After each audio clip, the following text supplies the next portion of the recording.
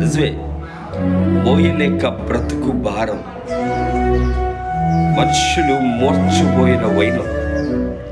సాధారణంగా ఎప్పుడైనా మీరు గవర్నమెంట్ హాస్పిటల్, పెద్ద పెద్ద హాస్పిటల్కి వెళ్తే అక్కడ ఆరోగ్యం క్షీణించి ఆర్థికమైన పరిస్థితులు అంతంత మాత్రం ఉండటం ద్వారా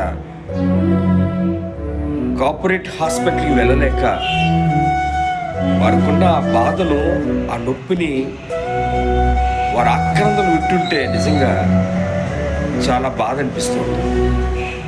అట్ ద సేమ్ టైం చిన్న చిన్న పిల్లలు మెడికోస్ వారు చక్కగా అప్పుడప్పుడు నేర్చుకుంటూ వారిచ్చే సర్వీస్లో, వారు అప్రోచ్ అయ్యే విధానంలో వారితో మాట్లాడుతున్నప్పుడు కూడా ఆనందిస్తున్నారు.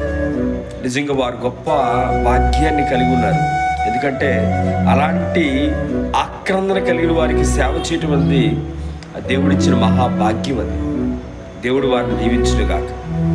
కనుక నీవున్న స్థితిలో దేవుడు నీకు ఇచ్చిన దాన్ని బట్టి నీవు అతిశయిస్తూనే, ఎవరైతే దీనంగా ఉన్నారో, ఎవరైతే అనారోగ్యంతో క్షీణించిపోతున్నారో, ఎవరైతే ఆక్రందనతో హృదయంలో కృంగిపోతున్నారో, అలాంటి వారికి నీవు సహాయకుడుగా, సహాయకురాలుగా ఉండాలన్నది దేవుని యొక్క ఉద్దేశం.